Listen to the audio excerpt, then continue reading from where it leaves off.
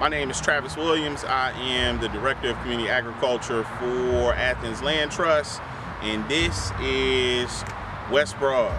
This is the West Broad Garden and Market Space. The West Broad Farmers Market has tons of local vendors.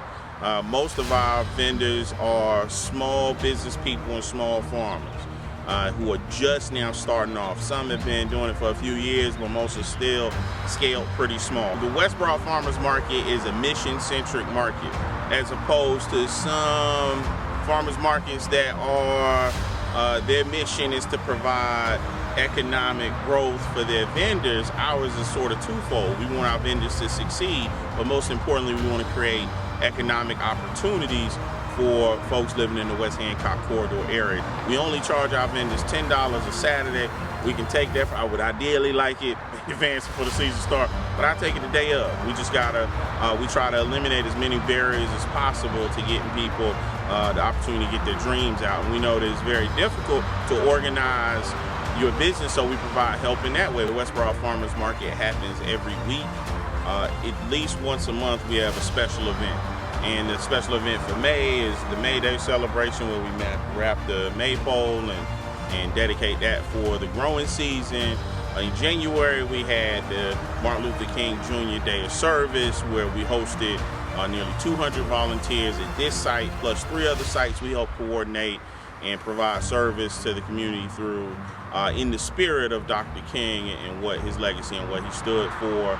The block party is our official soft opening for the market space, which happens April 27th, and that's really just to get the community excited for all the things we're trying to bring to the table.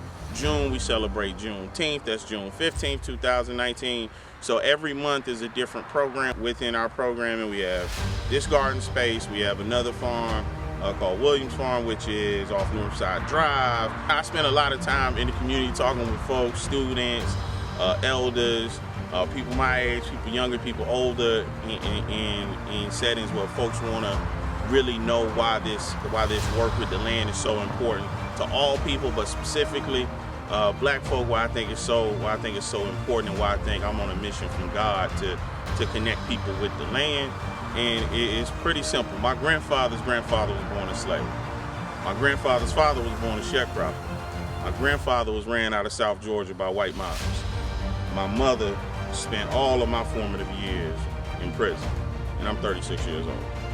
So when I talk about the impact that social justice can have on the life, all of my opportunities are programs that someone fought for. Everything that I've been able to establish is a program that some black lady named Blanche Ely High School fought for, and I went to Blanche Ely High School. And I think that when we're talking about agricultural work, we're talking about a relationship with the land is critically important, I think, to not just young people, but to elders.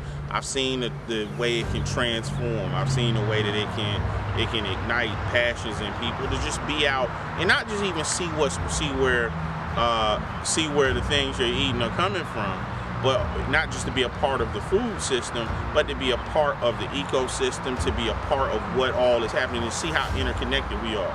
You know, race is a biological fiction. It's not real. There's no difference. There's no meaningful biological difference between me, black person, and this other person, white person.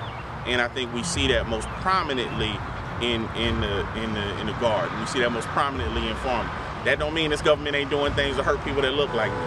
That just means that the only way that we can see each other as equal is in this dirt. Because in this dirt, we are all connected to everything that is.